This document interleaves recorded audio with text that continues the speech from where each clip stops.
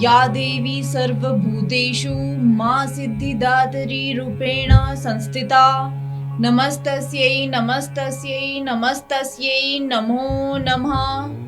चैत्र नवरात्रि के 9 दिन के उत्सव का आज 9वां दिन यानी अंतिम दिन है।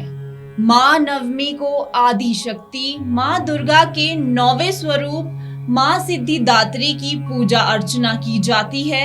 मां सिद्धिदात्री भगवान विष्णु की प्रियतमा लक्ष्मी के समान कमल के आसन पर विराजमान है। मां की 4 भुजाएं हैं। इनकी दाहिनी ओर की पहली भुजा में गदा और दूसरी भुजा में चक्र है। बाईं ओर की भुजाओं में कमल और शंख है। सिद्धिदात्री देवी मां सरस्वती की तरह श्वेत वस्त्र धारण किए हुए हैं। इनका भी वाहन सिंह है। देवी भागवत पुराण में सिद्धि और मोक्ष देने वाली दुर्गा को सिद्धिदात्री कहा गया है।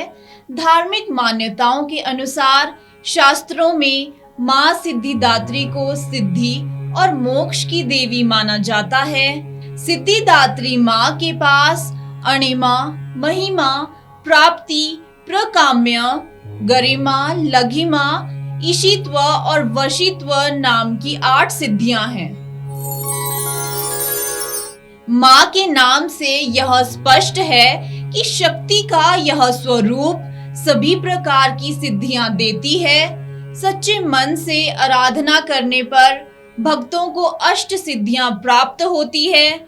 शास्त्रों में बताया गया है कि माता की कृपा से ही सभी देवी देवताओं को सिद्धि प्राप्त हुई है।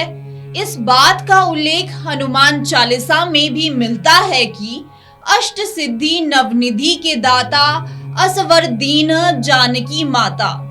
भगवान शिव ने भी मां सिद्धिदात्री की तपस्या करके इन सिद्धियों को प्राप्त किया था और महादेव अर्धनारीश्वर कहलाए।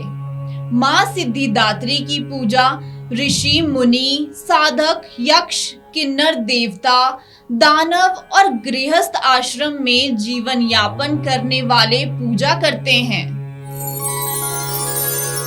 महानवमी को सिद्धिदात्री मां की पूजा करने के लिए नववाहन का प्रसाद और नवरस युक्त भोजन के साथ 9 प्रकार के फल, फूल आदि का अर्पण करके नवरात्रि का समापन करना चाहिए।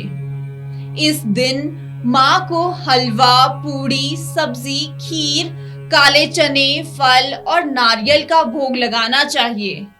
नवमी को मां के वाहन, योगिनियों, हथियार और अन्य देवी देवताओं के नाम से हवन पूजन करना उत्तम माना जाता है। मां की कृपा से धर्म, अर्थ, काम और मोक्ष की भी प्राप्ति होती है।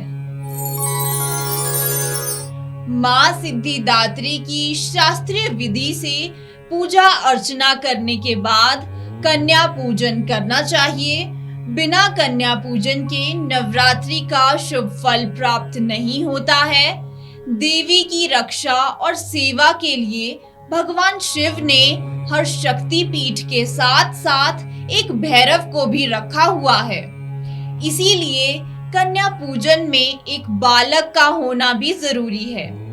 जो भी भक्त कन्या पूजन करके नवरात्रि का समापन करते हैं, मां सिद्धिदात्री उनकी सभी मनोकामनाओं को पूर्ण करती हैं।